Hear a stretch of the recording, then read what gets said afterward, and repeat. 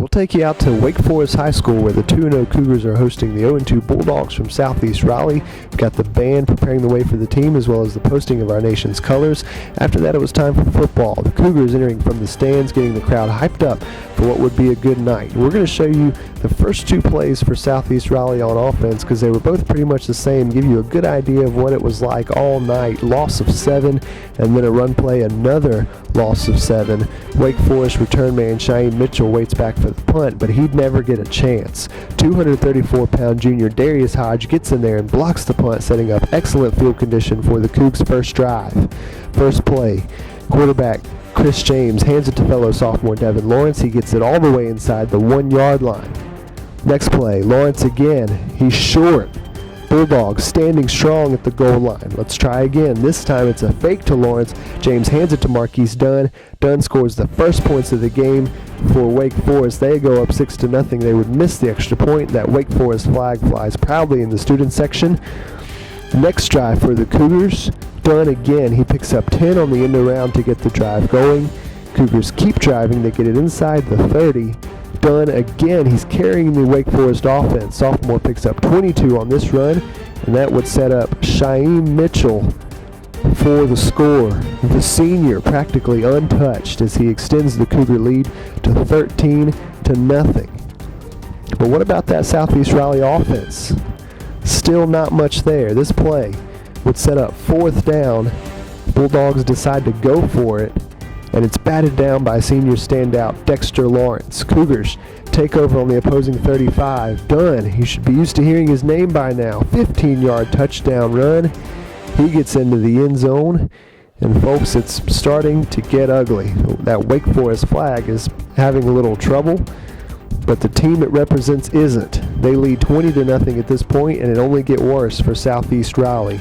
Back to that Bulldog offense. They're stuffed again. The ball comes loose. There's a scrum for the ball, but it's recovered by the big man, number 71, Dexter Lawrence. He comes out with it. Wake Forest would take over again. James passes to you-know-who, Marquise Dunn. He can catch 2. He gets it inside the 20. That sets up Shaim Mitchell once again. The senior gets it into the end zone. Wake Forest converts the 2-point conversion, and at this point you just have to hope the Bulldog fans didn't pay too much for their seats. But let's try again. Maybe the offense has found a rhythm. Parham, quarterback Dylan Parham, he hits tight end Sherman McLeod, and McLeod battles his way for a first down. Parham looks over the middle.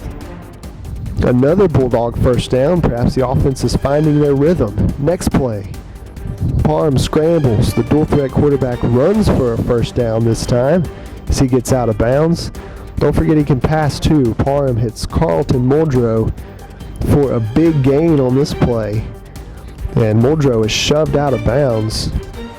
And then another nice gain here by receiver Tavon Howard. And the Bulldogs were fighting to stay in it, but the Cougar defense was fighting harder. Next play, Anthony Richardson is hit for a loss, and on the very next play, Parham scrambles.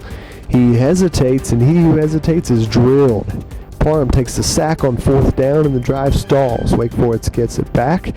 On the first play of their drive, James is hit from behind, and he fumbles. The fumble is finally recovered by Southeast Raleigh, and maybe there's life yet. But maybe not. Parham, his pass is intercepted by Jarvis Giles. Giles runs it all the way back inside the Southeast Raleigh 35-yard line, and James would give to Devin Lawrence. Lawrence fights his way into the end zone, and at this point, Cougars are up 35-0. But Dylan Parham still trying to make plays with his feet.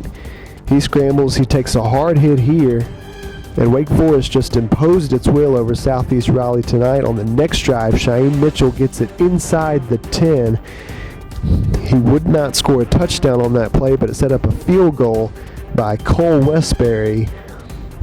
And the Cougars go all the way up to 45. Nothing but celebration on the sideline as they beat Southeast Raleigh 45-6. 45 is the lowest number of points Wake Forest has scored so far this year.